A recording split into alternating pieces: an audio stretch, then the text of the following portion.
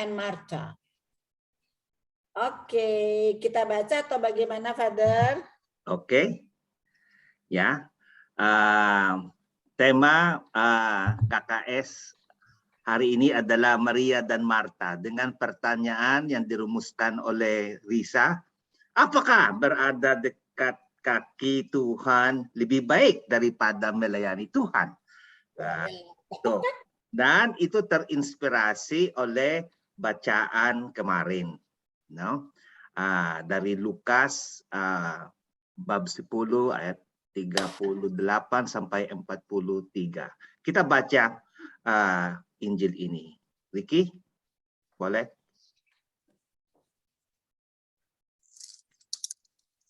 Bentar, Father, ya, saya mesti buka dulu. Oh, Lukas 10. sudah ada di layar. Layar, kamu tinggal lihat. Udah di layar, Father, ya. Sorry, Father. Mantap. Sudah di layar, sebentar. Lukas 10 ayat 38 sampai dengan 42. Ketika Yesus dan murid-muridnya dalam perjalanan, tibalah ia di sebuah kampung. Seorang perempuan yang bernama Marta menerima dia di rumahnya. Perempuan itu mempunyai seorang saudara yang bernama Maria. Maria ini duduk dekat kaki Tuhan dan terus mendengarkan perkataannya. Sedang Marta sibuk sekali melayani. Ia mendekati Yesus dan berkata, "Tuhan, tidakkah engkau peduli bahwa saudaraku membiarkan aku melayani seorang diri? Suruhlah dia membantu aku." Tetapi Tuhan menjawabnya, "Marta, Marta, engkau khawatir dan menyusahkan diri dengan banyak perkara. Tetapi hanya satu saja yang perlu. Maria telah memilih bagian yang terbaik yang tidak akan diambil daripadanya." Demikianlah sabda Tuhan. Terpujilah Kristus. Pujilah Kristus. Pujilah Kristus. Oke, selamat siang lagi. Kita bisa mengerti bacaan Injil ini dengan masukan bahwa persaudaraan itu yaitu Lazarus, Maria dan Marta, semuanya itu santo. Dan baru saja pada tanggal 26 Januari 2021, Paus Fransiskus memerintahkan untuk menggantikan dalam kalender umum Romawi perayaan Santo Marta menjadi perayaan Santa Marta, Maria, dan Lazarus setiap tahun sebagai peringatan wajib pada tanggal 29 Juli.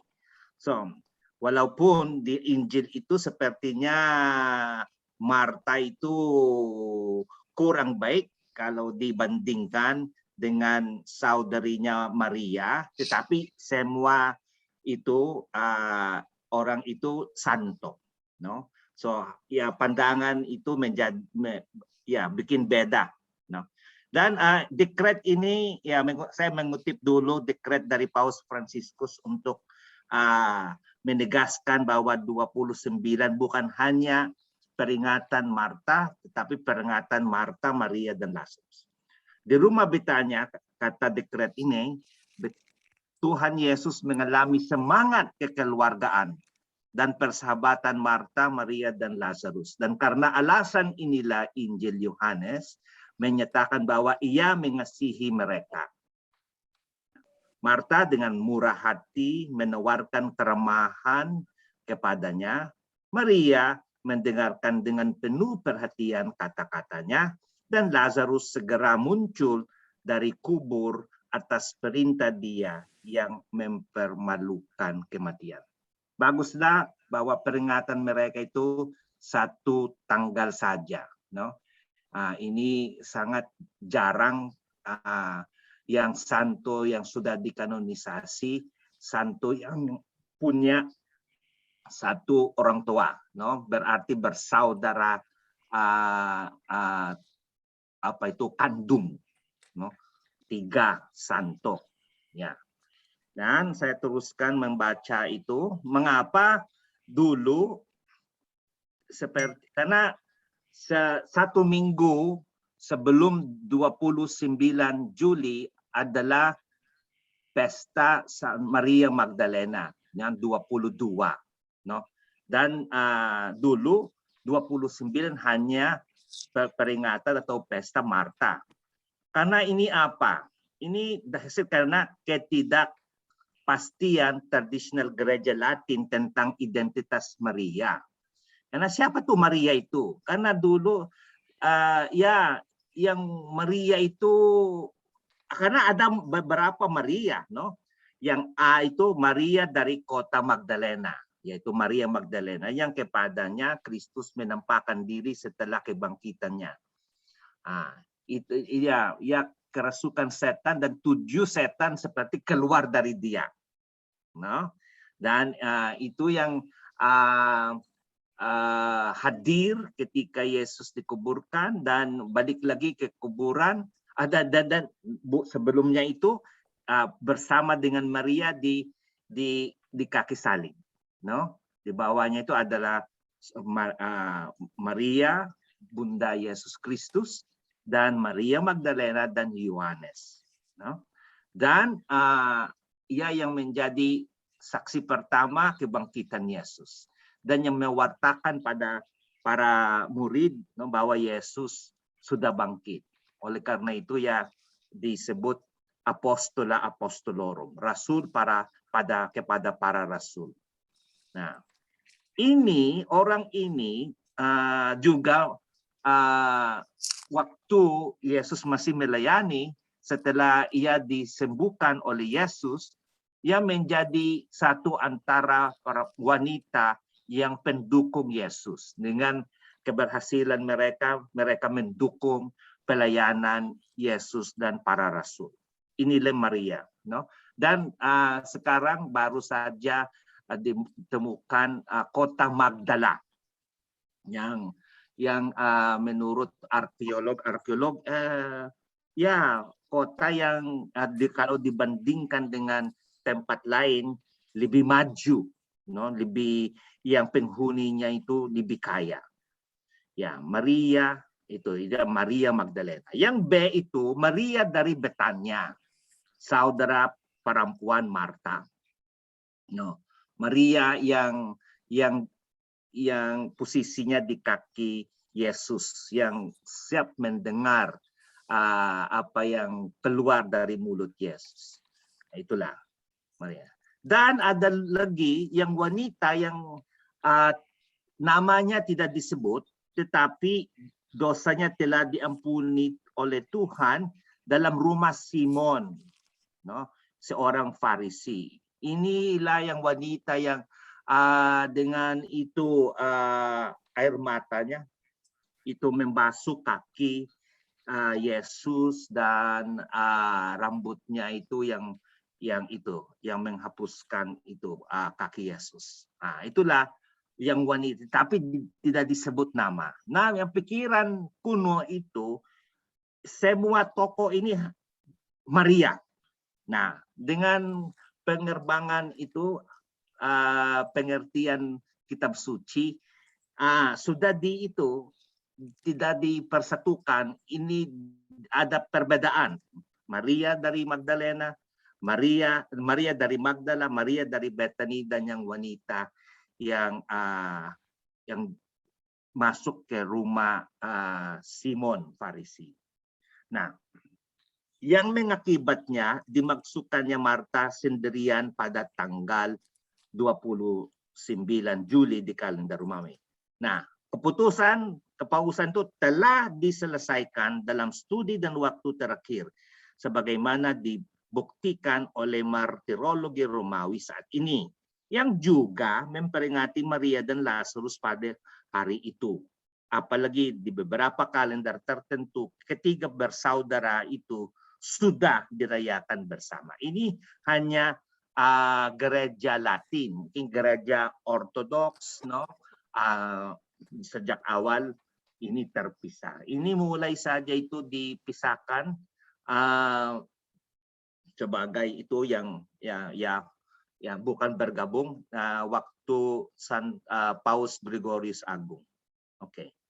So, oleh karena itu Paus Fransiskus dengan mempertimbangkan kesaksian Injili penting yang mereka berikan dalam menyebut Tuhan Yesus ke dalam rumah mereka, dalam mendengarkan Dia dengan penuh perhatian, dalam percaya bahwa Dia adalah kebangkitan dan hidup, dan menerima usul dikasteri ini, telah menetapkan bahwa 29 Juli ditetapkan dalam kalender Romawi umum sebagai peringatan Santo Marta, Maria, dan Lazarus. Ini yang resmi dari dekret kepausan. Nah, kita pergi ke Marta dan nanti Maria. No, kita merenungkan kepribadian Marta. Banyak dari kita merasa mudah mengidentifikasi diri dengan Marta dalam kisah yang diceritakan Lukas. Marta menyambut Yesus dan murid-muridnya ke rumahnya dan segera pergi bekerja untuk melayani mereka. Keramahan adalah yang terpenting di Timur Tengah, dan Marta percaya akan pentingnya. Bayangkan frustrasinya ketika saudara perempuannya, Maria, mengabaikan aturan keramahan dan pekerjaan Marta untuk duduk dan mendengarkan Yesus.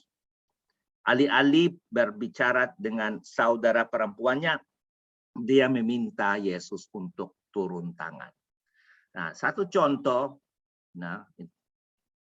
bahwa itu keramahan itu penting, masih ingat di kitab suci Perjanjian Lama, bagaimana Abram itu menerima dalam rumahnya tamu, 3 tamu, dan padahal inilah adalah ilahi, melakukan perjalanan dengan kema itu ada 3 tuh yang melakukan perjalanan dengan kema Abraham. Dia kehabisan dan mengundang mereka untuk berhenti, mampir ke rumahnya. Ketika mereka menerimanya, dia menyiapkan pesta mewah untuk mereka. Nah, bacalah itu Kejadian bab 18. Meskipun dia hanya menawarkan mereka roti dan air untuk membasuh kaki mereka, dia nanti utuslah itu Sarah melanjutkan untuk menyembelih anak sapinya yang lembut, makanan yang langka, dan meminta Sarah istrinya membuat roti segar untuk makanan lezat ditemani dadi dan susu. Dan ya diberikan hadiah yang luar biasa. Ya, yang tamu itu berjanji bahwa Sarah yang dulu mandul ya akan beranak. Dan itulah yang inspirasi ikon Trinitas Tritunggal Rublev, dari oleh Rublev. Risa punya painting ini karena saya kasih. Iyalah. Oke. Dan juga satu contoh lagi bahwa ini keramahan itu penting bagi itu orang Timur. Di Sodom dan Gomora itu kejadian lagi bab 19. Ya, adalah di itu siapa itu tokoh Lot yang mengundang 2 malaikat mampir dan itu masuk dan ya tuan-tuan silakanlah singgah ke rumah hambamu ini, bermalamlah di sini dan basuhlah kakimu, maka besok pagi tuan-tuan boleh melanjutkan perjalanannya. Dan mereka, tidak, kami akan bermalam di tanah lapang.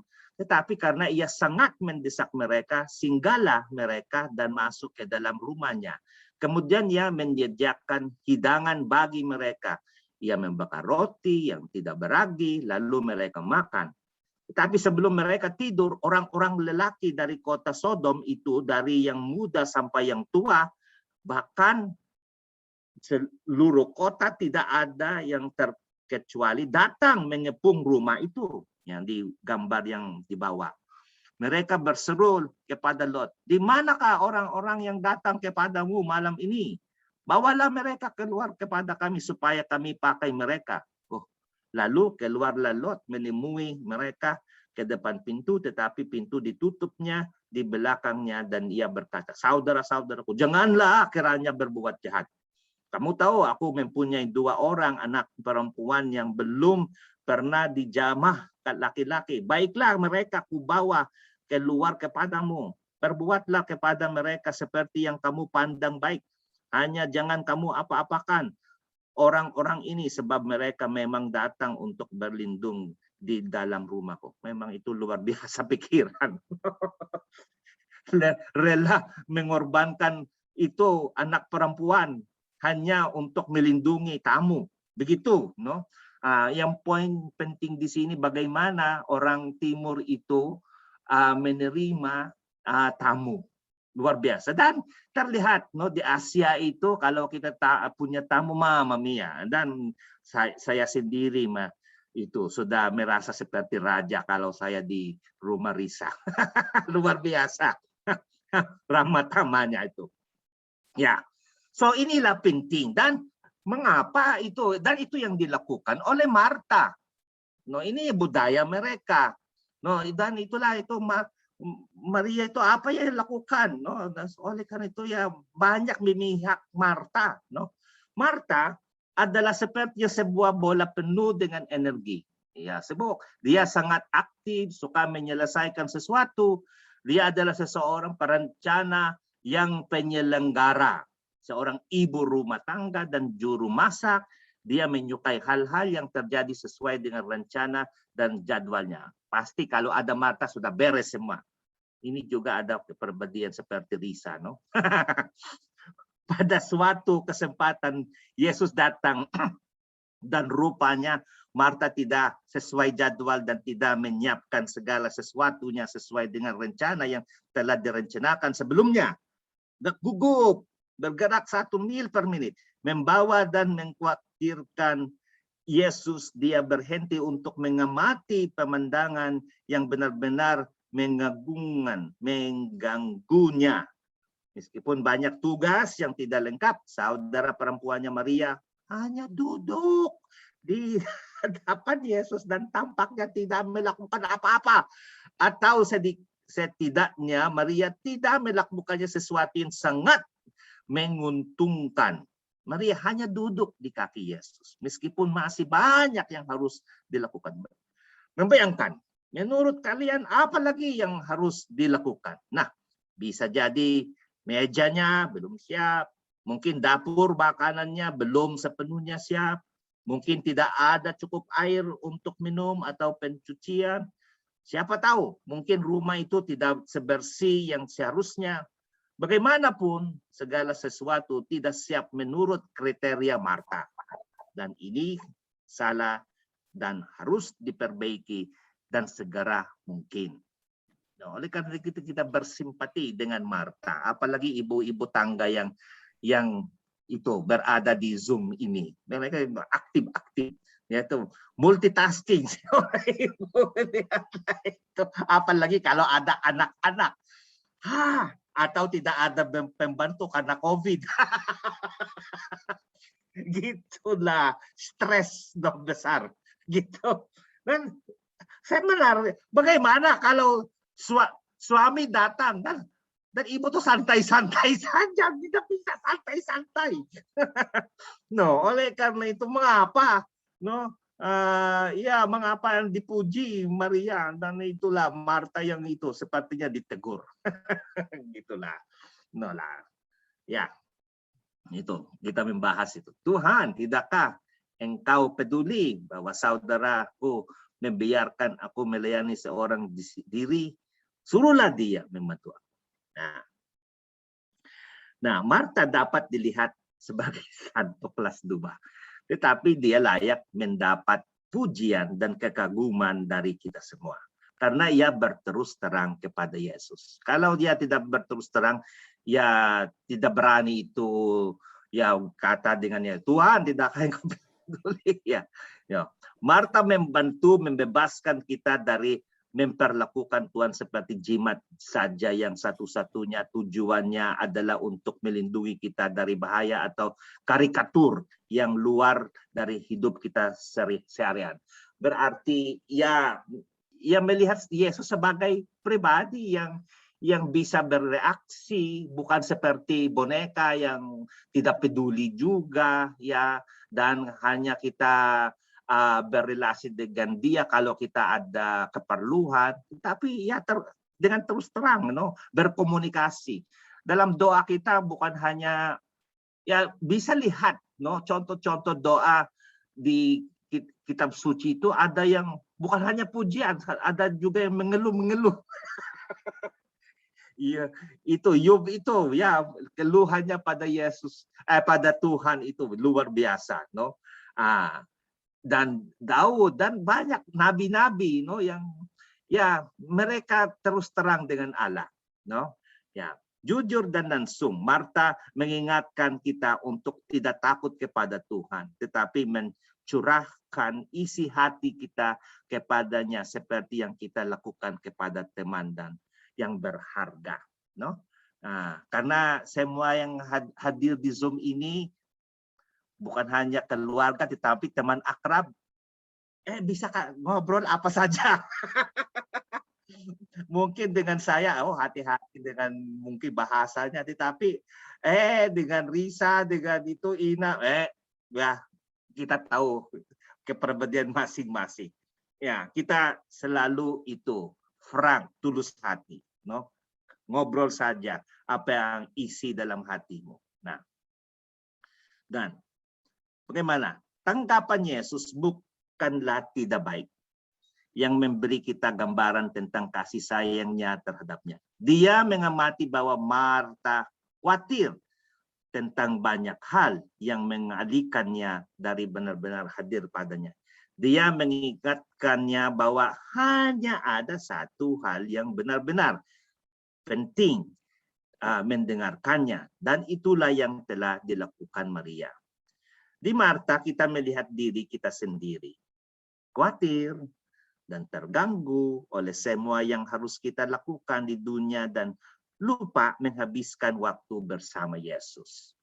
Yalah, ada kadang-kadang kita bisa menjadi ekstrim juga, banyak kesibukan dan tidak ada waktu untuk berhenti, untuk berpikir, ya banyak kekhawatiran, dan kekhawatiran itu kecemasan, ya banyak itu yang kita pikiran buruk yang ya sedikit saja yang terjadi, tapi banyak yang bayangan yang tidak menyenangkan sehingga kita tidak bisa tidur, stres, pikir-pikir, khawatir,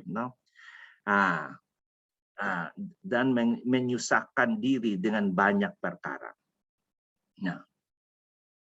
Nah, ada perubahan. Setelah itu ada peristiwa lagi di mana Yesus bertemu lagi dengan Marta. Ini Yohanes 11 ayat 20. Ketika Marta mendengar bahwa Yesus datang, ia pergi mendapatkannya. Tetapi Maria tinggal di rumah. Ada kontras lagi, ya, antara Marta dan Maria. Kunjungan berikutnya menunjukkan seberapa baik Marta mempelajari pelajaran ini. Ya.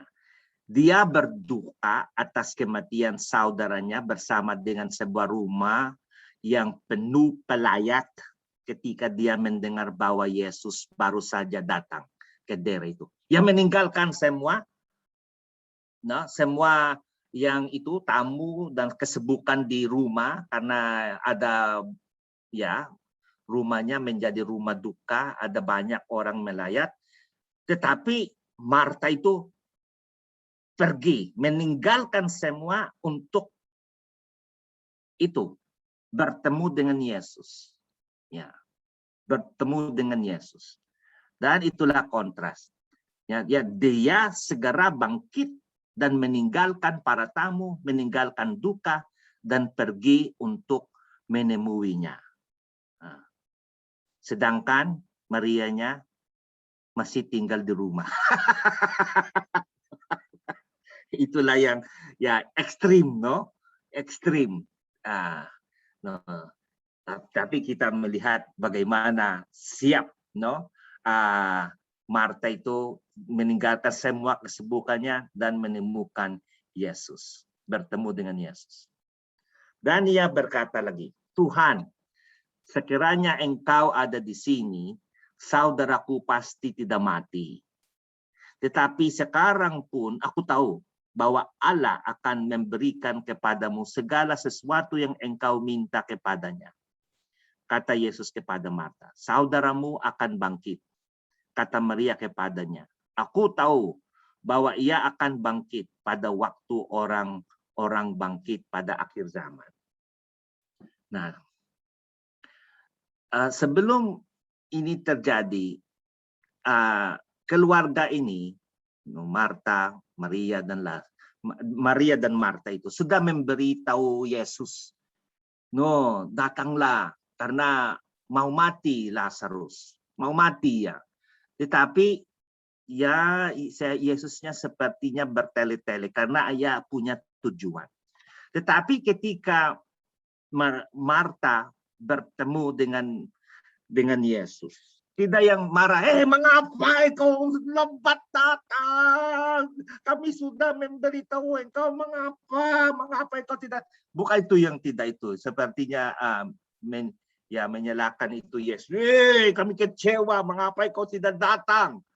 Tetapi masih penuh dengan percaya. Sekiranya engkau ada di sini, saudaraku pasti tidak mati. Tetapi beda yang penyampaiannya itu, no? Ya, masih ada penuh harapan walaupun mereka tahu bahwa saudara mereka sudah mati. Tetapi sekarang pun aku tahu bahwa Allah akan memberikan kepadamu segala sesuatu yang engkau minta kepadanya. Masih berharap, no? Dan percakapannya dengan Yesus menunjukkan iman dan keberaniannya. Dalam dialog ini dia menyatakan dengan jelas tanpa ragu bahwa dia percaya pada kekuatan Yesus, pada kebangkitan. Dan yang terpenting dari semua itu adalah Yesus adalah sebagai anak Allah. Yesus mengatakan kepadanya bahwa ia adalah kebangkitan dan kehidupan dan kemudian melanjutkan untuk membangkitkan saudara laki-lakinya dari kematian. Ini Marta yang luar biasa, no? Oke. Gambaran terakhir. Ini yang bab kemudian Yohanes 12, no? Gambaran terakhir kita tentang Marta dalam kitab suci adalah yang menyimpulkannya siapa dia. Mohon baca siapa? Riri. Karena suara Riri bagus juga didengar. Oke, baik, Father. Nah.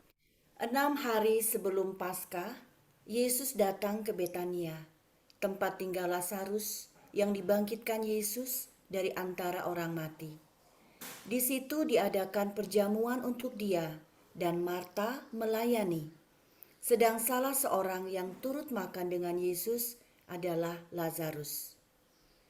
Maka Maria mengambil setengah kati minyak narwastu murni yang mahal harganya, lalu meminyaki kaki Yesus dan menyekanya dengan rambutnya, dan bau minyak semerbak di seluruh rumah itu. Tetapi Yudas Iskariot, seorang dari murid-murid Yesus yang akan segera menyerahkan dia, berkata, "Mengapa minyak narwastu ini tidak dijual 300 dinar dan uangnya diberikan kepada orang-orang miskin?" Hal itu dikatakannya bukan karena ia memperhatikan nasib orang-orang miskin, melainkan karena ia adalah seorang pencuri. Ia sering mengambil uang yang disimpan dalam kas yang dipegangnya.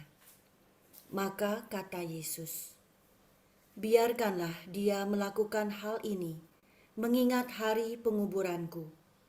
Karena orang-orang miskin selalu ada pada kamu, tetapi aku tidak akan selalu ada pada kamu. Sejumlah besar orang Yahudi mendengar bahwa Yesus ada di sana, dan mereka datang bukan hanya karena Yesus, melainkan juga untuk melihat Lazarus yang telah dibangkitkannya dari antara orang mati. Oke. So, 3 bersaudara itu ada di Injil ini, no? Ada Lazarus, ada Marta, ada Maria. Tapi spotlight-nya itu adalah pada Maria, no? Yang meminyaki Yesus. Nah, meskipun ini ya kita selalu terfokus pada Maria, apa yang kita bisa belajar dari Marta? Oke. Yesus telah kembali ke Betania beberapa waktu kemudian untuk makan bersama teman-teman baiknya. Nah, pastinya itu mungkin syukurlah karena Lazarus tuh balik lagi dari kematian. Di rumah ini ada 3 orang yang luar biasa. Kita akan mendengar bagaimana saudara Lazarus menyebabkan keributan ketika dihidupkan kembali. Kita mendengar bagaimana Maria menyebabkan keributan saat makan malam dengan mengurapi Yesus dengan parfum mahal. Tetapi semua yang kita dengar tentang Marta adalah pernyataan sederhana. Marta melayani. Dia tidak dalam sorotan, bukan di dalam spotlight. Dia tidak melakukan hal-hal yang mencolok.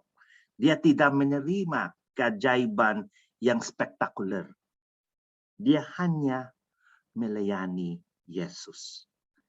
Ketika tidak tahu apa-apa tentang Marta dan apa yang terjadi padanya kemudian.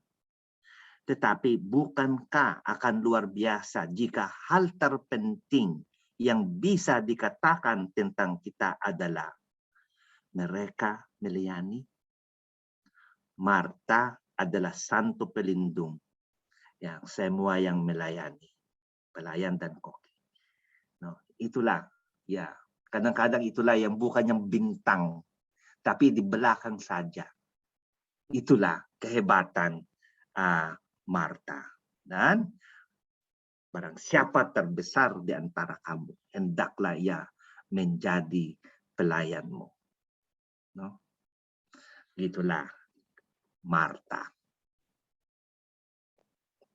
yang melayani. Nah, sekarang kita melihat Maria.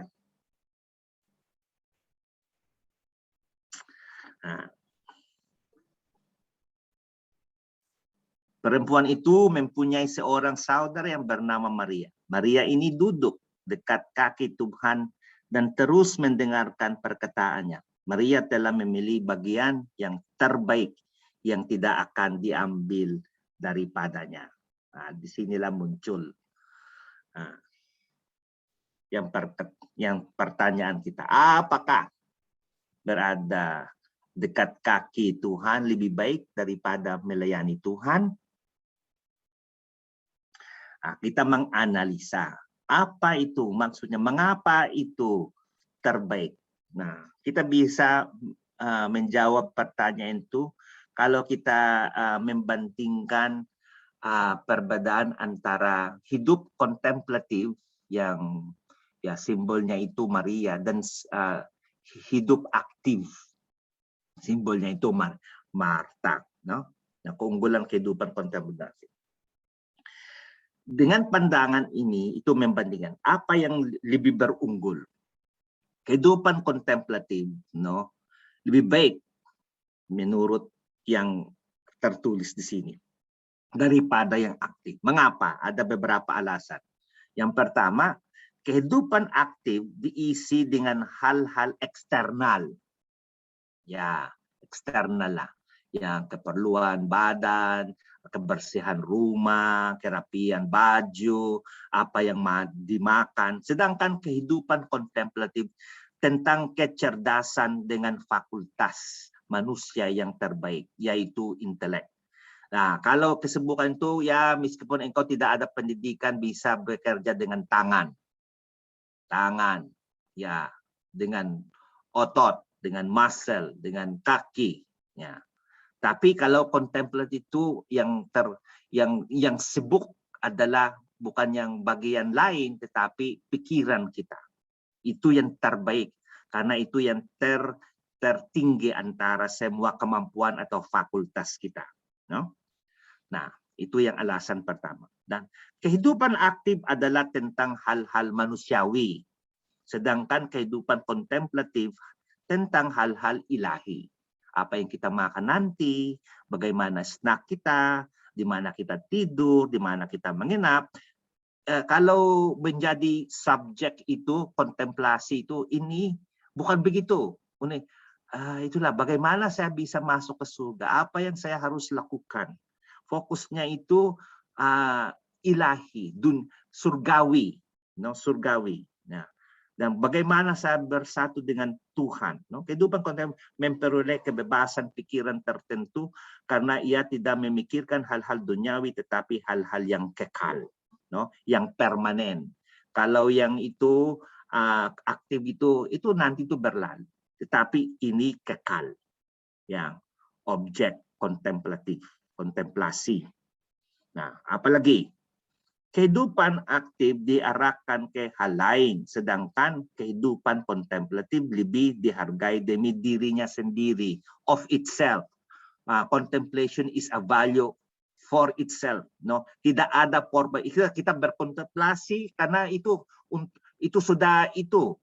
Kalau ada kontemplasi itu, engkau sudah bersatu dengan Tuhan. Itulah tujuan terakhir. Semua yang kita lakukan yang lain itu, untuk itu, supaya kita menjadi bersatu dengan Tuhan, semua itu hanya jalan untuk bersama dengan Tuhan. Oke? Oleh karena itu ada tertulis satu hal yang telah saya minta dari Tuhan ini, ya, Tuhan ini yang akan saya cari, agar saya dapat tinggal di rumah Tuhan sepanjang hidup saya, agar saya dapat melihat kegembiraan. Tujuan terakhir kita itu bersatu dengan Tuhan. Dan itulah yang menjadi subjek. Oleh karena itu, apa yang kita lakukan? Kita berkontemplasi sebenarnya, melihat. Kontemplasi itu melihat.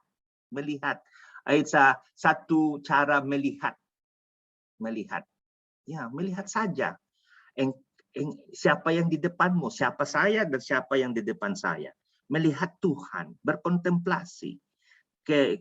Itulah kebaikan Tuhan, keagungannya, itulah.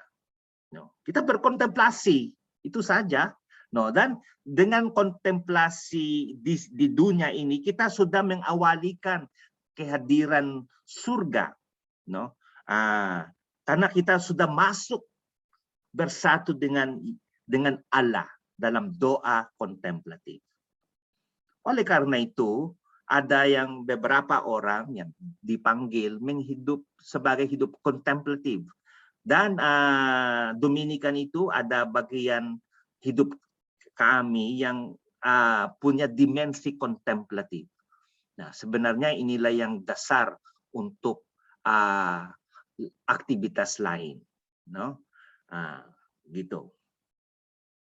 Semua itu berdasar dengan kontemplasi.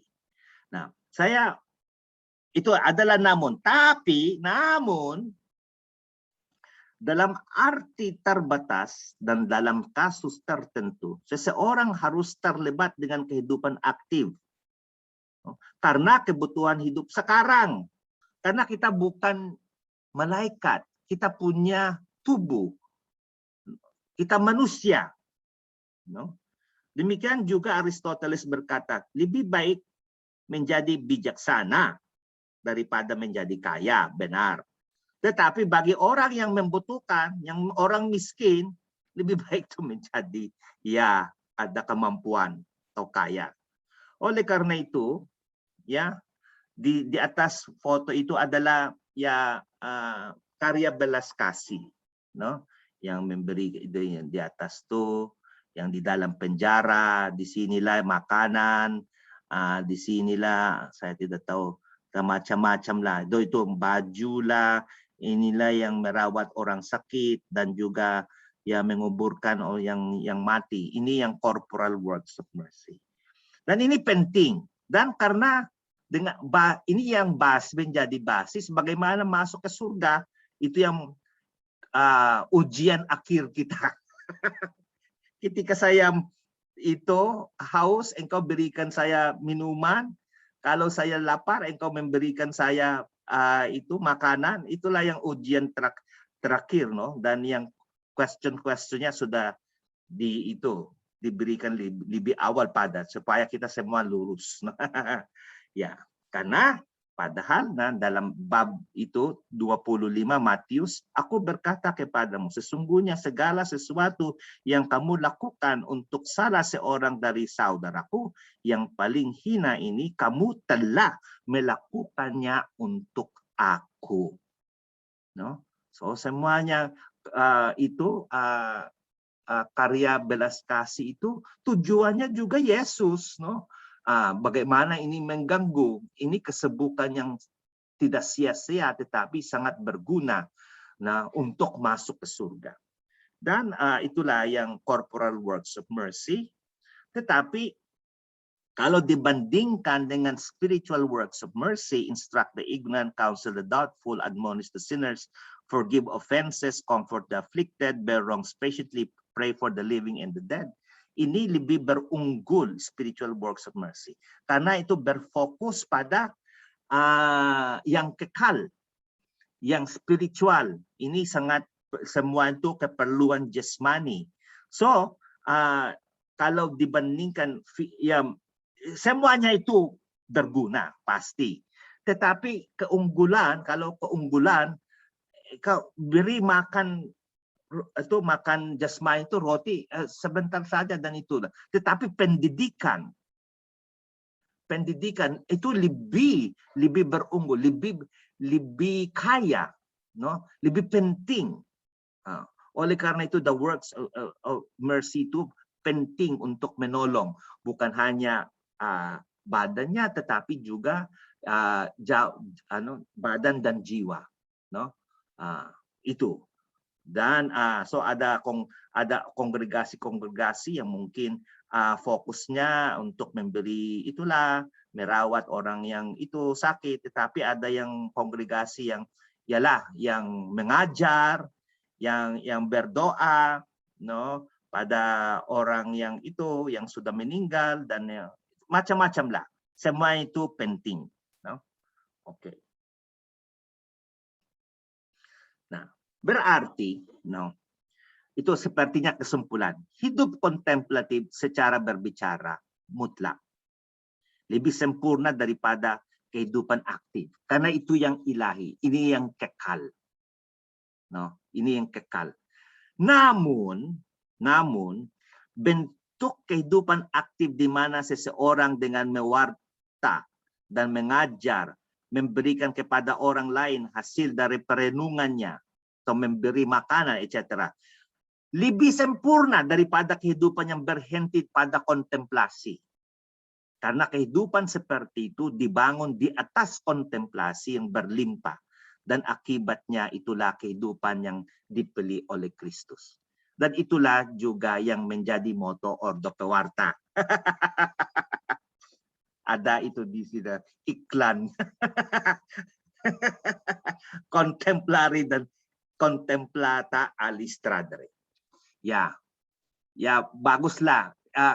Kalau Dominikan tuh mulai dengan kontemplasi, hidup kontemplasi yang semua yang mendukungnya itu termasuk atau belajar, no, merenungkan, doa, hidup selibat, hidup sederhana, hidup ketaatan, komunitas, semuanya itu menyiapkan seorang pewarta untuk, no, nanti hasil dari kontemplasinya itu dibagikan pada orang lain. No. Berarti itu yang idealnya adalah hidup yang bukan hanya aktif, bukan hanya kontemplatif, tetapi karena kita manusia, bukan kita malaikat, ini harus ada harmoni, no? Ada keseimbangan, ada kedua-duanya. Oleh karena itu, kita perlu bagian dari Maria dan bagian dari Marta. No. Penting kedua-duanya. No? Dan oleh karena itu, ya, di satu sisi di dunia ini, Marta mendapat dilihat sebagai murid yang lebih maju daripada Maria. Marta mengetahui kehidupan aktif dan kontemplatif, sedangkan Maria hanya maju sejauh kehidupan kontemplatif, persiapan untuk tugasnya. Tanpa kehidupan kontemplatif, yang sebaliknya, kehidupan aktif tidak memiliki arti dan tidak membawa hasil apapun. So, berarti kita perlu keduanya. Dan jadi, apa yang kita memohon karunia apa? Mohon kepada Bunda Maria yang terberkati atas rahmat untuk menciptakan perpaduan yang harmonis antara Marta dan Maria dalam hidup kita masing-masing, yang berintegrasi kehidupan doa yang mendalam dengan kehidupan aktif yang penuh semangat melayani. Semoga Bunda Maria yang kontemplatif dalam kabar sukacita dan sekalian Bunda Maria secara aktif yang melayani Santa Elizabeth membantu kita mencapai keseimbangan harmonis antara doa yang dalam dan semangat kerasulan. Amin. Dalam nama Bapa dan Putra dan Roh Kudus. Oke, udah. Mengerti? Mengerti, berarti Father Injil ini menunjukkan sikap aktif dan kontemplatif untuk saya pribadi. Iyalah, baguslah. Dan kalau ya bagi seorang ibu tangga, ya kita karena banyak kesibukan kalau anak dan suami sudah bangun, no, Mbak, kita bisa mengambil teladan yang baik dari Risa itu, bangun masih gelap dan ya berdoa, no, dengan ya ada waktu dengan Tuhan dan mungkin ambil apa tuh order apa yang bisa pagi order ya oleh Allah itu untuk itu sepanjang hari itu bagus. Dan kalau para anak dan para suami itu sudah pergi ke office, sendirian lagi, balik lagi itu. Yalah, itulah yang konsep yang itu ya, ada punya keseimbangan bagi itu ibu tangga itu yang dengan banyak. Bagaimana kita memanage waktu itu yang penting. Ya, rumah tangga, betul. Jadi Father bukan berarti kita jangan ganggu aku lagi berdoa. Nggak boleh, kita harus atur sesuai kita di dunia. Jadi kita lihat jadwal suami, jadwal apa. Kalau nggak kita lebih pagi ya, kita berdoa sama Tuhan. Setelah itu suami bangun, ya kita bersama dia. Kita ngobrol di meja makan, bla bla bla. Iya. Itulah bentuk pelayanan yang seharusnya dilakukan. Ini Father, saya bilang sama Rudi hari ini saya dengan Father Nantes. Apa yang kamu bahas? Biasa. Maria dan Marta, bilang begitu kan? Oh, Maria dan Marta, semua orang pasti hafal cerita itu ya. Tapi mau tahu judulnya enggak? Apa judulnya? Apakah berada dekat kaki Tuhan lebih baik daripada melayani Tuhan? Kata Rudi, itu baru jelas. Kita lihat sadenan tes ternyata ya. Oh, ini rumusan Risa itu sendiri. Ya karena kan kita suka bersalah tanggapan. sering banget perkataan Marta. Pertama kali yang kita lihat adalah ayat pertama, Father. Coba Father lihat ayat pertama apa tadi? Itu yang kita dibawa ke situ sebetulnya. Ayat mana? Ketika Yesus dan muridnya dalam perjalanan, tibalah dia di seorang perempuan menerima dia. Perempuan itu punya seorang, ya mana ya tadi ya? Yang apa tuh? Nah ini yang terakhir ini loh. Maria telah memilih bagian yang terbaik yang tidak akan diambil daripadanya. Itu kan kita tuh dibawa ke kata-kata itu menjadi sesuatu yang Marta ada something wrong gitu. Tapi ternyata ya ada perkembangan. Betul, jadi nggak ada yang lebih baik, lebih buruk, nggak ada. Tetapi bagaimana kita menyikapi Maria dan Marta itu katanya. Kemarin kita berdiskusi, cerita segala macam. Iya, jadi jangan sampai suami tuh gerah ngelihat saya berdoa terus gitu loh, Father. Jadinya doa itu menjadi sesuatu yang bukan baik, malah menjadi mengganggu penilaian suami. Sibuk banget doa melulu gini-gini. Juga kita juga nggak boleh kita terlalu sibuk dengan dunia. Saya banyak urusan segala, bahkan itu KKS sendiri. Saya sibuk dengan KKS setiap hari, Selasa, Rabu, Kamis, seminggu 3 kali. Saya cuma punya waktu Senin dan Jumat, gitu kan. Tetapi saya sendiri nggak punya special time for God gitu, karena doa itu kan dialog antara. Itu yang bagus lah, special time for God. Doa itu kan dialog orang doa, dialog orang Allah gitu kan. Itu kan singkatan dari itu. Jadi bagus. Saya pikir saya harus mengimbangi semuanya. Kapan saya harus bekerja untuk melayani, baik itu memberikan donatur atau apapun, dan kapan saya ada waktunya untuk diam dan mendengarkan firman Tuhan, tapi jangan langsung lari, karena begitu Tuhan mau jawab kita udah sudah pergi. Yang sering-sering itu, Tuhan bla bla bla bla bla bla, amin, langsung udah. Tuhan, memang ya. Gitu ya, Pak. Father kasih begitu ngerti, nanti Reki kan sudah YouTube-in, ntar saya akan kasih ke Rudy. Bagus, Father. Ya, karena Rudy juga agak senang juga sih kalau diskusi. Tadi kasih apa? Siapa ngomongnya apa gitu. Aja. Oke, sekarang kita yang lain-lain boleh bertanya, boleh tidak setuju bahwa nggak bisa. Silahkan, ya Father. Nggak bisa, kalau menurut saya harus Maria yang paling benar. Gitu ya. Silahkan. Begitu, Father.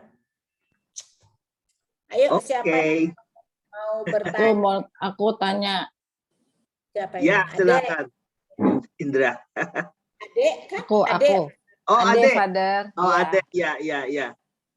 Tadi Father Nantes bilang kan yang ayat terakhir ada kata-kata seperti yang Risa bilang, kesannya jadinya diarahkan bahwa Maria lebih baik dari Marta gitu kan, terakhirnya gitu kan. Risa tadi kan ada ayat yang mengatakan seperti itu. Terus Father Nantes kan juga bilang bahwa itu ada apa, mungkin dengan perkembangan zaman mungkin diartikannya jadi seimbang bagaimana ya Father, maksudnya Father tadi. Mungkin pada saat ini ditulis memang kesannya Maria lebih baik dari Marta, bagaimana ya Father, maksudnya tadi Father pas bilang menanggapi Risa punya omongan tadi. Iya. Karena dalam doa ada yang doa aktif. Kita berusaha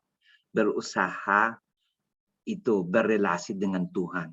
Dengan itu doa dan dengan kata-kata, dengan hati kita menyampaikan itu cinta kasih kita pada Tuhan. Nah, itu yang satu dimensi. Dimensi lain dalam doa adalah kita membiarkan Tuhan bergerak di dalam hati kita. Di kontemplasi Allah yang aktif. Allah yang aktif bergerak dalam hati kita. Itu. Kalau oleh karena itu kalau kita sudah di depan Tuhan, kadang-kadang tidak usah ngobrol. biarlah Allah yang ngobrol pada kita. Dan itu penting. Karena apa yang kita sampaikan pada Tuhan, Tuhan sudah tahu. Ini kita dari doa kita tidak memberikan informasi sepertinya Allah tidak tahu. Oh gitu. Oh saya tidak tahu. Syukurlah kau memberi saya informasi. No, doa bukan begitu. Bukan informasi pada Tuhan. Kita mengekspresikan kepercayaan kita pada Tuhan, cinta kasih kita pada Tuhan. Ini baik, dan ya keluhan kita, emosi kita, ya seperti anak, meskipun orang tua sudah mengerti, tapi cute lah, lucu lah kalau anak mengekspresikan apa yang keperluannya, benar, Tapi penting juga, itu yang terjadi dalam kontemplasi. Kita membuat ruang. Mungkin Yesus mau sampaikan sesuatu pada Marta juga. Tetapi ya banyak kesibukan. Mungkin Yesus, saya baru saja snack, baru saja makan. Kadang-kadang kita tidak peduli apa yang keperluan. Kita membayangkan apa yang Allah memerlukan atau orang lain memerlukan. Tetapi bukan ini. Saya datang di sini bukan untuk makan lagi. Saya sudah makan masih tapi itu lama anak dan masih sibuk di dapur lah ya.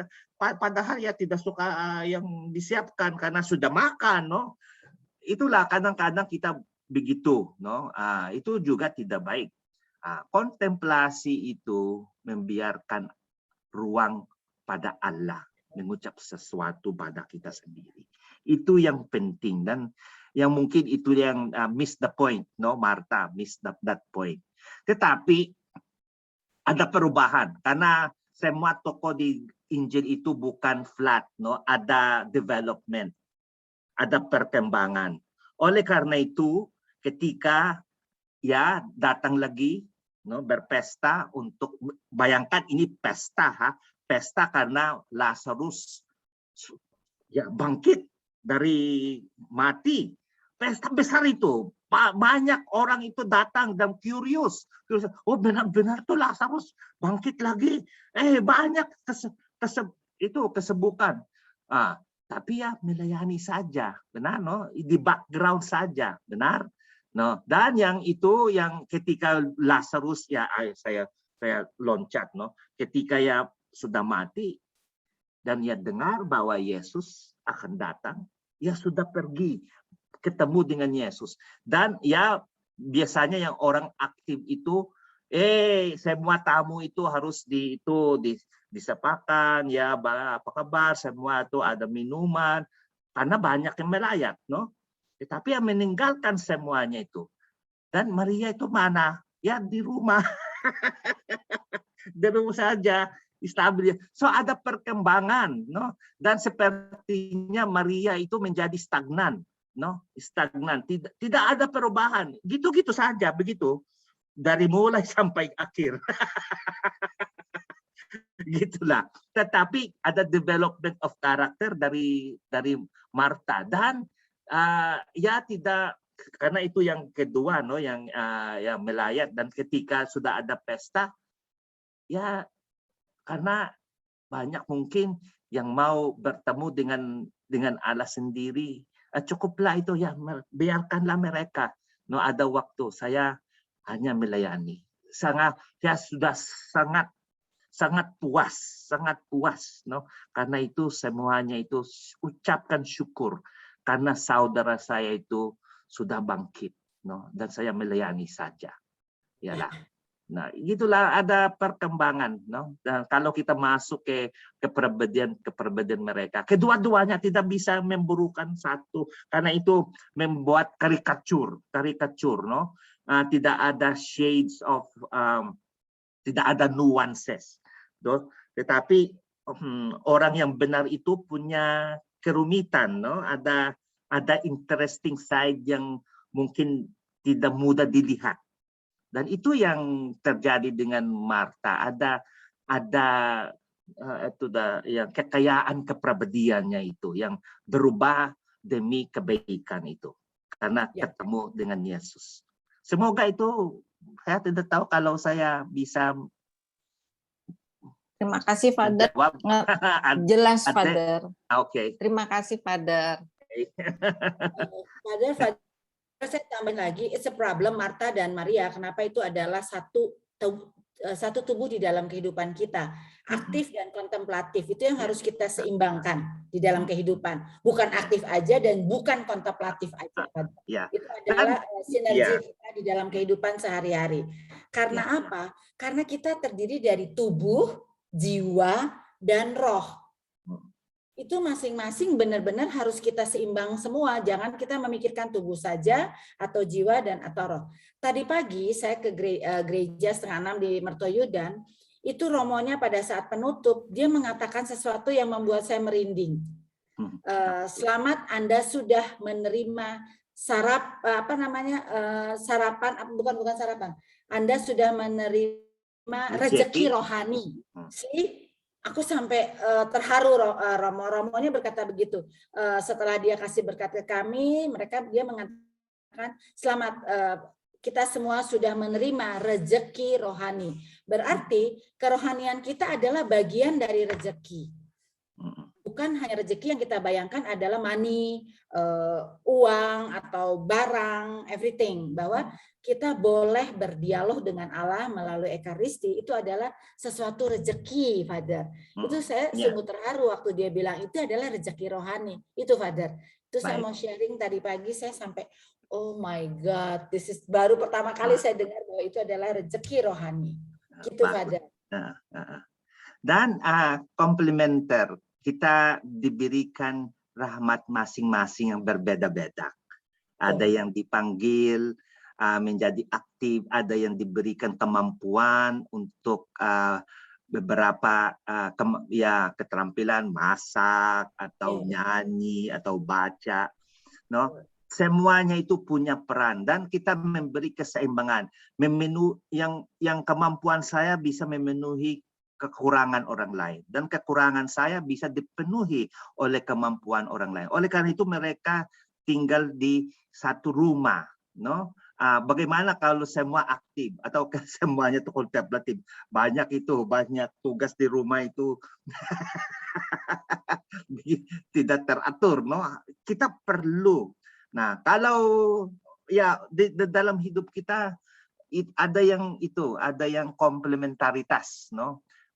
Oleh karena tidak bisa hidup sendirian, kita perlu satu sama lain. Itulah.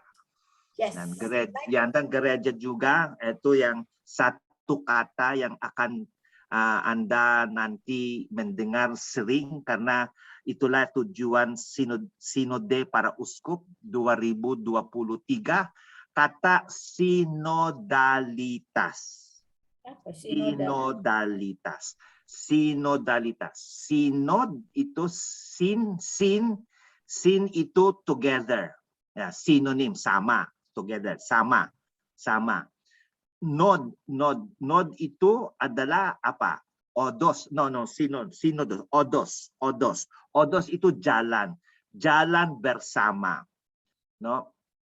Menurut Paus Fransiskus, sinodalitas itu adalah dimensi esensial gereja.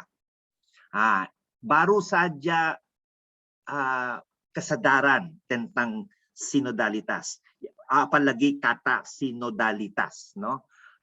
Berarti ini partisipasi dalam semua pihak, khususnya awam yang lebih banyak dalam gereja, no? Karena itu untuk memperbaharui gereja di milenium ketiga itu harus partisipasi semua pihak karena sinodalitas, no? Dan ya menggambarkan gereja itu sebagai piramide yang terbalik, no? Yang awam yang di atas tuh dan yang paus itu di bawah, no? Karena siapa yang terbesar itu harus yang melayani, no? Itu piramid yang bukan yang begini, tapi begitu. Tapi ini bukan topik kita, tetapi ada sesuatu yang berkaitnya itu adalah komplementaritas. Kita tidak diberikan semua rahmat, supaya kita juga bisa bergantung dengan orang lain dan kita bisa membantu orang lain, memperkaya orang lain. Dan saudara itu Marta dan Maria itu melengkapi satu sama lain. Yes. Gitulah. So dalam rumah kita ya jangan komplain, tetapi kita mengapresiasi apa yang diberikan kepada saudara kita, karena itulah yang memenuhi. Jangan iri hati, tetapi atau cemburu. Tahu apa perbedaan antara iri hati dan cemburu? Kamar dinyalain ya? No. Iri Tahu? hati, apa bedanya iri hati dan cemburu? Coba jawab ya. Siapa yang bisa jawab?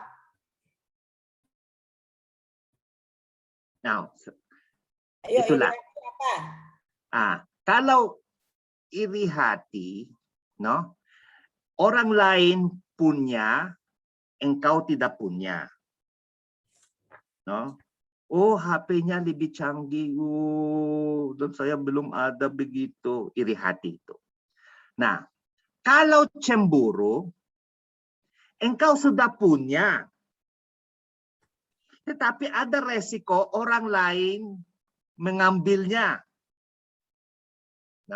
Kalau iri hati, engkau belum punya, orang lain punya, itulah iri hati. Engkau pengen juga itu.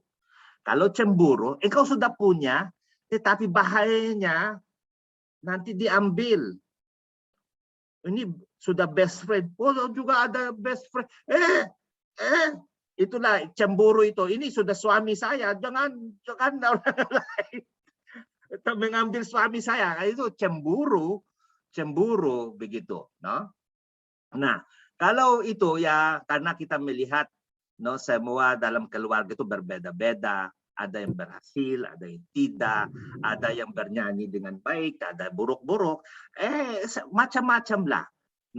Yang kita harus dilakukan itu, ya berterima kasih kalau orang lain itu menerima sesuatu yang baik, memujilah. Karena kalau kita berterima kasih, kita bersatu dengan yang itu, yang berhasil, yang sukses, dan ya menambah kegembiraan kita. Daripada itu sepertinya kita mau mengambil sehingga ia tidak punya lagi. Itulah kita mengambil apa yang ia atau membuat kesembangan sehingga kita mau apa yang buruk terjadi dengan dia. Itulah yang mau dalam bacaan pertama itu Yunus mau itu orang Niniwe itu dikutuk. Oleh karena itu ia tidak mau pergi ke Niniwe karena ia tahu juga bahwa Allah itu sangat baik, sangat penyayang, pengasih.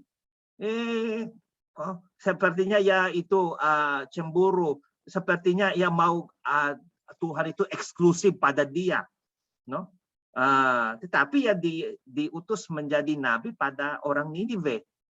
Mengapa itu orang mereka, biarlah mereka itu, pantaslah mereka kalau mereka itu dikutuk atau itu semua malapetaka terjadi karena musuh kami itu. Ya, tetapi Allah itu pengasih, Allah itu mencintai semua.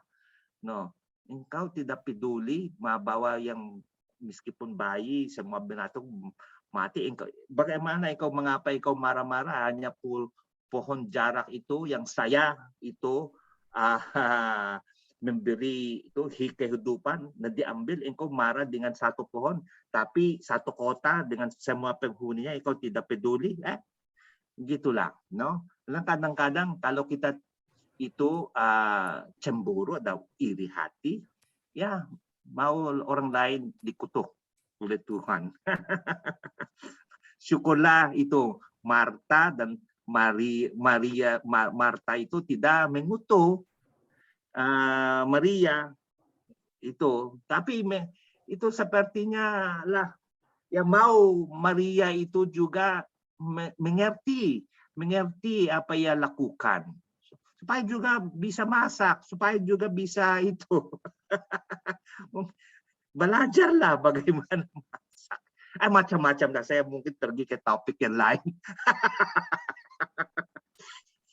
Ya, itulah bahaya Zoom kadang-kadang mengerti atau tidak.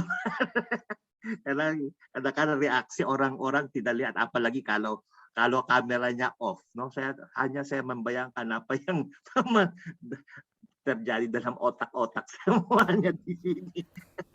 Father Nantes nggak kelihatan dari sini videonya, apa betul? Atau cuma Riri aja? Father di off, Father. Gelap. Kameranya di off.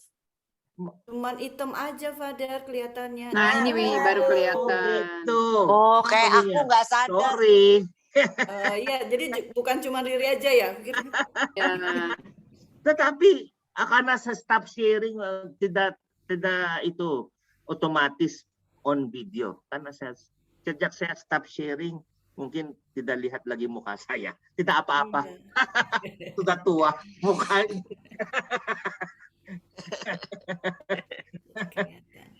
Ayo Tidak bangun, nanya. Halo semuanya.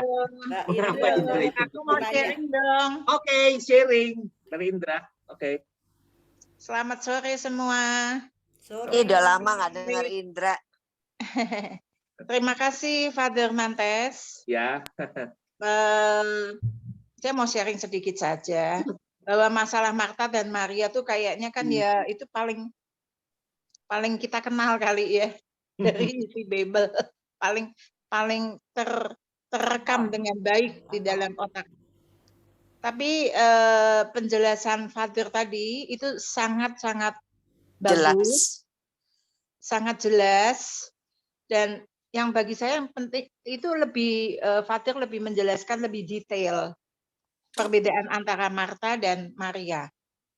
Menurut saya Marta dan Maria sama-sama memiliki peran yang penting dalam saya lebih menerapkan dalam pribadi saya sendiri.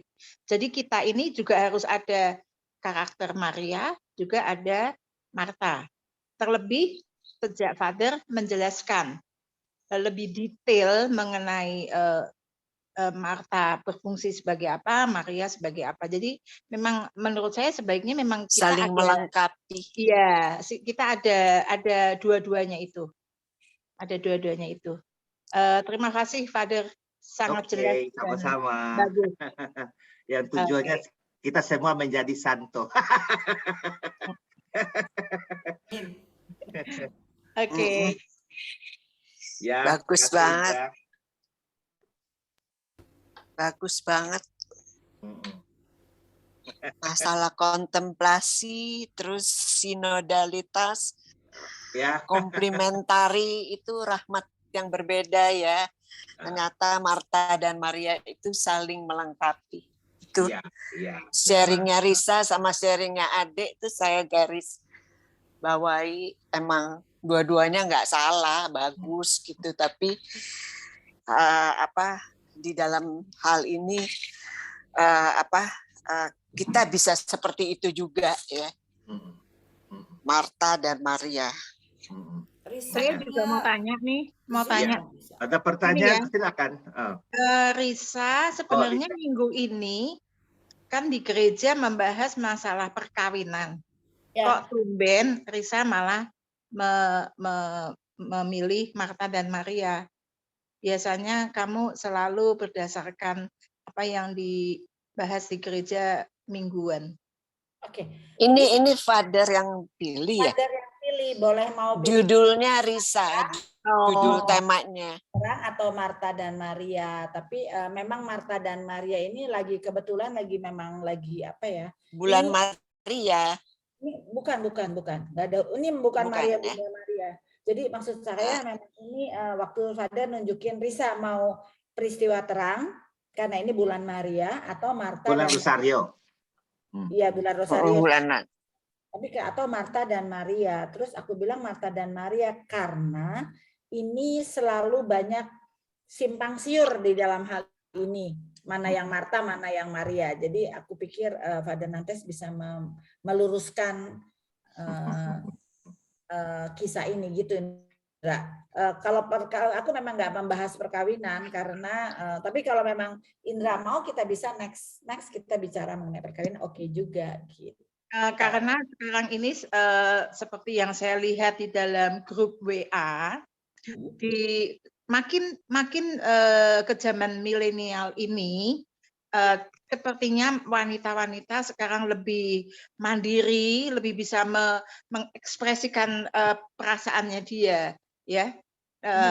Jadi banyak sekali terjadi perdebatan antara mempertahankan perkawinan atau tidak bila pasangannya, misal terutama untuk cewek karena perlakuan suaminya, misalnya abusement. Ya, abuse dari kata-kata atau abuse karena fisikal, itu perlu dipertahankan atau tidak. Sepertinya saya lihat teman-teman saya banyak yang menyatakan untuk tidak mempertahankan. Jadi dari awal udah tahu kayak gitu harus cerai gitu.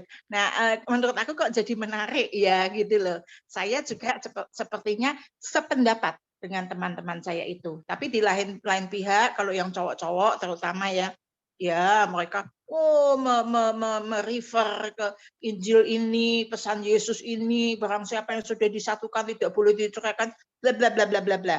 Yang kecenderungannya saya menilai bahwa yang pihak cowok itu ya sebenarnya mengambil keuntungannya dia sendiri gitu. Oke, ini hanya tambahan aja, kalau maybe next time bisa di. Oke, tetapi ini saya mau kemarin saya ini KKS dengan kelompok Hari Angela itu dengan Romo Nugroho Kim Taigon. Romo Nugroho juga menyinggung soal itu, Father. Ternyata menurut Romo Nugroho dari pandemi ini lebih banyak terjadi menuju ke perceraian. Itu dari hasil dia. Dia mengambil secara garis garis lurusnya apa benang merahnya dalam hal ini, satu karena stres, ya, work from home, dan seorang suami yang biasanya bekerja itu kan begitu dia pagi dia akan segar dengan melihat ke rumah pergi kerja, dia bilang dengan suasana yang nyaman. Di sini ngelihat seorang istri begitu aja, jadi yang selama ini dia ketemu istri mungkin malam hari Dasteran lagi ya, Riz. Kemudian satu, terus kedua banyaklah dari sisi ekonomi itu pun sangat mempengaruhi. Ini salah satu penyebabnya ya gitu. Begitupun dengan seorang suami yang seorang istri, suaminya kan biasa pergi pagi melayani segalanya, pergi hilang blang nanti ya terus datang gitu kan. Sekarang tiap hari pakai kolor begitu aja, Zoom juga mungkin Zoom, tapi Zoom akhirnya sibuk dengan Zoom sendiri terus segala macam, jadi ada rasa bosan, rasa boring. Itu yang kemarin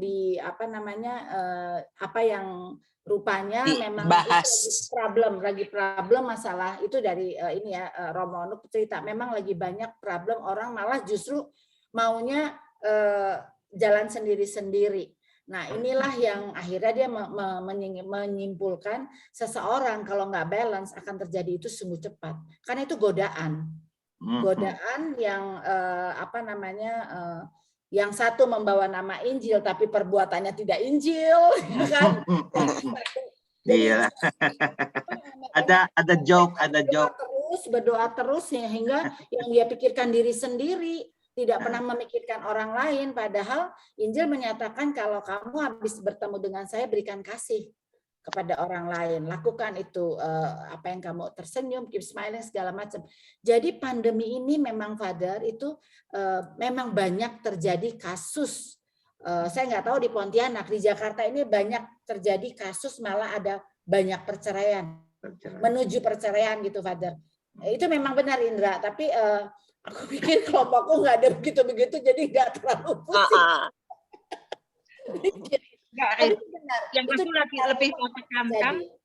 Yang aku lebih mau tekankan adalah physical abusement dan oral abusement. Iya. Nah itu masalah itu nggak terlalu, bagi aku nggak terlalu aku nggak terlalu concern untuk itu. Tapi kalau physical dan terus orang di oral abusement, aku bilang itu parah banget. Iya, bisa sih itu. Amit-amit sih ya, kalau misalnya aja anak kita diperlakukan sama suaminya kayak gitu, bagaimana kita sebagai orang tua? Ya kan? Pasti kita akan menuntut perceraian kan? Nah, itulah makanya aku jadi sekarang jadi bertanya-tanya. Jadi ini yang benar yang gimana ya? Terus terang aja aku juga agak galau dengan hal Maksudnya itu. yang benar ini bagaimana, yang benar bagaimana maksudnya? Menurut Aku apa? boleh ini. Yang benar yang bagaimana? Aku Berarti boleh ada sharing, Riz, yang mengenai ini, Riz. sharing ya? Ya, Ada kalau sharing Ada yang dari mau Riri. sharing tuh, ada yang mau pendapatku sharing tuh. pribadi, aku Ya. sih pasti tuntut cerai. Jika perlu aku ikut gebukin dia. Kalau dia berani gebuk anak gua. Ini apa jadi terbuka nih. Sebelumnya makasih ya Father Nantes Ya. perenungannya membuat kita berefleksi lagi gitu Iya. kan, membuat Iya, kita itulah lagi dan maksudnya. Nggak akhirnya ada yang sampai, kebetulan, ya, Ri. juga banyak yang pemahaman-pemahaman baru dari yang tadi peringatan Santo Marta, Maria, Lazarus, sinodalitas dan segala macam. Dan sekarang akhirnya membawa permenungan kepada perceraian, gitu ya. Itu gimana? Ini sebenarnya ada kaitannya loh, Father, dengan apa yang Father bawakan. Karena hari Minggu kan mengenai perceraian. Iya. Hari Senin itu tahu nggak mengenai apa? Orang Samaria. Itu Iya. kan kadang-kadang tuh kita Air bingung gitu. bis Kadang-kadang kita orang bingung. Samaria yang membantu. Mana sih yang benar gitu? Mana sih yang harus kita lakukan? Kayaknya yang ini benar. Kalau kita memilih yang salah sama yang benar mungkin gampang ya. Kayak Risa bilang, loh imam sama orang Lewi, dia juga punya alasan yang sangat tepat tidak membantu orang yang mau mati itu gitu ya. Perceraian pun juga kayak barusan kita juga perlu menyelamatkan seseorang, jiwa seseorang atau fisik seseorang, apapun itu selalu ada alasan. Betul. Dan ternyata kalau untuk Riri ya, ternyata permenungan yang tadi itu perceraian sama orang Samaria itu, ini masuk ke dalam aktif dan kontemplatif. Kita akan bingung kalau kita mulai dari aktif. Kalau kita hanya aku mau melakukan apa yang Tuhan mau. Aku mau aktif di dalam A, B, C, D, E, F, G. Tapi kalau awalnya bukan dari kontemplatif, akhirnya kita akan bingung dan kita hanya melakukan apa yang aku tahu, apa yang aku mau lakukan, apa yang kehendakku. Seperti tadi Father bilang, kita kan punya rencana gitu ya, kita punya jadwal, kita punya segala yang ini untuk kebaikan supaya kita rapi kerjanya, hasilnya A bukan A minus atau B atau C. Itu bagus. Tapi pada saat di tengah jalan itu tidak sesuai dengan apa yang kita rencanakan. Galau dan akhirnya kasih itu hilang, kita langsung down, kita langsung sakit dan bla bla bla segala macam. Tapi dengan permenungan yang tadi Father bawakan mengenai Marta dan Maria, sebenarnya itu bukan sesuatu yang terpisah sehingga kita harus imbangi. Kalau menurut Riri ya, bukan sesuatu yang terpisah. Kita itu adalah manusia roh. Sehingga kalau kita hanya melakukan roh itu lakukannya Sabtu Minggu atau Senin Selasa tapi pagi-pagi, setelah itu kita harus aktif melakukan kebutuhan kita. Itu salah. Salah dalam arti kita tidak akan memiliki suatu kedamaian dan pertumbuhan iman kita juga tidak akan pesat. Bagus juga Father tadi kasih contoh di akhir. Bunda Maria. Dia awali dengan perjumpaan dengan malaikat Gabriel. Kabar sukacita. Apa yang dia lakukan? Dia pergi ke saudarinya. Kontemplatif dulu. Aktifnya itu berdasarkan dari buah-buah kontemplasi itu. Jadi bukan doa dulu, terus nanti kita asal aja lah pokoknya Tuhan besertaku. Enggak. Tapi kita di dalam kontemplatif itu kayak ada relasi dengan Tuhan. Apa ya yang Tuhan mau lakukan ya terhadap diriku? Apa yang Tuhan mau aku lakukan terhadap Risa? Apa yang Tuhan mau aku lakukan terhadap teman-temanku? Nah itu kan juga dari relasi. Terus kita curhat ke Tuhan. Setelah itu kita bawa curhatan-curhatan itu, kelegaan-kelegaan itu kepada persaudaraan kita. Sehingga kontemplatif yang tadi Harusnya yang tadi Yesus bilang, Maria telah memilih bagian yang terbaik. Karena itu yang utama. Bukan sejajar, bukan. Tetapi yang utama itu kontemplatif dulu, sehingga pada saat kita melakukan kegiatan kita, itu berdasarkan buah-buah yang kita alami dengan Tuhan. Sehingga pada saat kita ada jadwal, ternyata deadline tidak terpenuhi. Oke Tuhan, mungkin ini memang bukan kehendakku ya. Ya udah, kita tutup lagi dengan kontemplatif lagi di malam hari.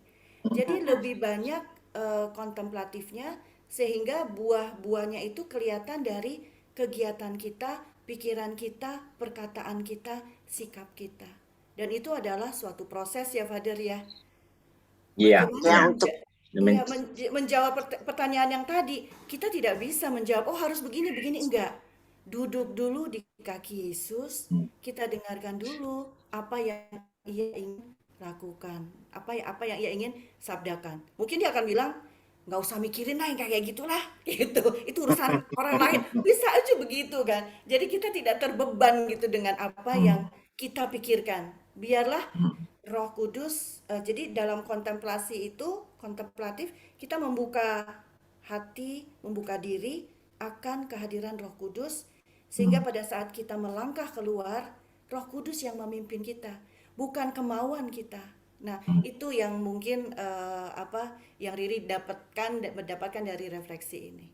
Contemplare et contemplata alis. Betul. Tadi kan Father juga bilang ya, hasil kontemplasi dibagikan kepada orang lain.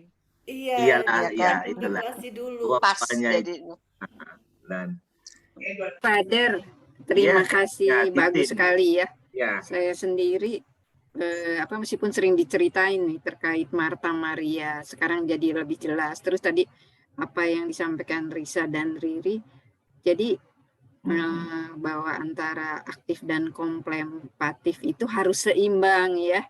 Tapi memang kontemplatif yang harus lebih diutamakan ya, agar aktivitas sehari-harinya itu kita beraktivitas bisa lebih banyak mendengar suara Tuhan gitu kan. Jadi apa yang kita lakukan akhirnya bisa sejalan gitu kan. Dan yang utama mungkin pada malam hari juga betul yang Riri sampaikan, bahwa kita juga harus introspeksi diri kembali, melihat apa yang telah dilakukan hari ini, apakah itu berkenan dengan yang Tuhan minta. Kurang lebih seperti itu ya, Fadil. Iyalah. Ya. Seperti nafas dan tarik nafas. Nafas itulah ritme kita, dia kontemplasi dan buahnya gitulah. Ya. Bersama dengan Tuhan. Gitu, hidup religius begitu. Ya. Perlu diingatkan terus Father, soalnya lebih kecenderungan kita manusia yang ada di hadapan kita adalah aktif. Jadi bisa jadi berdoa pun ininya jalannya tetap aktif. Iya, mikir yang lain. Iya, mikirin yang lain, itu kecenderungan manusia tuh itu. Jadi Marta dan Maria ini sangat baik untuk kita sebagai reminder ya. Ya, betul Bang. Iyalah. Siapa yang itu? Ada seperti Lazarus, itu Maria dan Marta. Di sini ada Ricky dan Risa dan Riri. Bertiga. Semangat kekeluargaan. Ada kekeluargaan. Tapi yang itu tidak tinggal bersama dalam satu rumah, no? Punya rumah masing-masing. Tapi sepertinya itu Ricky seperti Lazarus, tidak berbicara, tidak ada. Tiga-tiganya hebat ya, Father ya. Mati atau hidup? Mati atau hidup?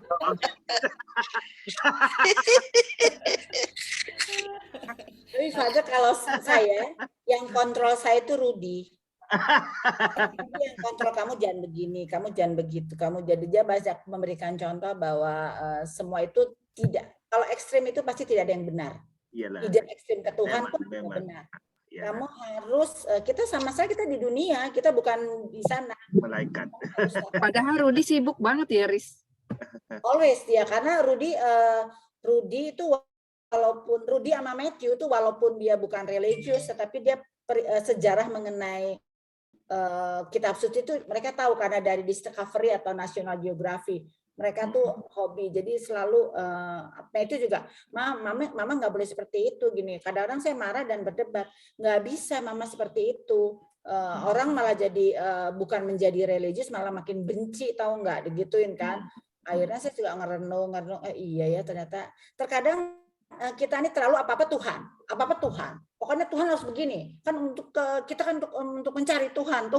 Tetapi kita menganggap asing orang-orang lain, pada orang itu benar-benar orang-orang yang dicintai Tuhan, bukan kita aja kan yang dicintai. Kayak gitu. Jadi yang kontrol saya itu sebenarnya Rudi. Makanya orang jangan terlalu religius, jangan juga tidak religius. Seimbang aja, biasa-biasa aja. Memang, ya. Jauh lebih baik daripada religius, tapi kenyataannya kita lihat hidupnya juga nggak bisa memberikan contoh begitu kan. Jadi ya. Jadi batu sandungan orang. Oh iya itu agak keras. Kalau Rudi sih terus terang agak-agak saya tuh dikontrol oleh dia karena saya punya anak 3 yang nggak boleh. Rudi nggak mau anak saya bahwa saya tuh seperti itu. Tapi kok kelakuan mama bisa nggak seperti yang mama katakan gitu loh. Itu karena kita ada remindernya. Remindernya begitu. Itu kalau saya ini ya, tapi ya begitulah. Jangan jadi fanatisme. Fanatisme apa bedanya? Mau? Apa? Fanatik. Fanatis itu ekstrem itu. Jangan terlalu ekstrem. Fanatik itu orang merasa dia yang paling benar. Iya, kata kitab suci nih, Injil bilang nih gini. Nggak bisa seperti itu. Kita kan harus lihat situasi keadaan orang itu, keadaan orang itu, segala macam. Ya. Saya pamit karena harus saya menjadi Marta, membersihkan rumah. Karena hari kerja hari Rabu.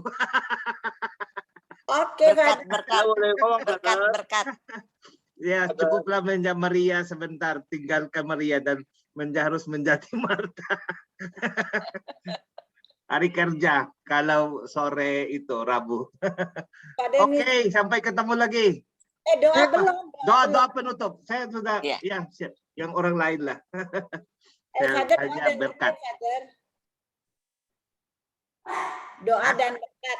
Oke, dalam nama Bapa dan Putra dan Roh Kudus. Amin. Tuhan, berkatilah semua yang hadir dalam Zoom ini, yang selalu mencari Engkau dalam doa, juga dalam banyak kesibukan. Semoga semua kesibukan kami lakukan untuk mengarahkan diri pada kehendak-Mu sendiri. Semoga tidak ada perpisahan antara kehendak-Mu dan apa yang kami lakukan. Ya, kami minta pertolongan dari Santa Maria dan Santa Marta untuk dalam diri kami ada keseimbangan. Berikanlah kami kemampuan untuk meneladani contoh yang baik dari Bunda Maria sendiri, yang sangat berkontemplasi karena selalu bersatu dengan Engkau, dan yang melakukan apa yang Engkau katakan pada hatinya sendiri sepenuhnya selama hidupnya. Semoga Zoom ini menjadi inspirasi bagi kami, menjadi selalu setia dan juga mengambil waktu khusus bersatu dengan Engkau sendiri dalam doa, dan juga aktif dan buka mata terhadap keperluan orang lain dan keluhan orang lain. Nah, semuanya itu kami serahkan padamu demi Kristus Tuhan dan pengantara kami. Amin. Tuhan bersamamu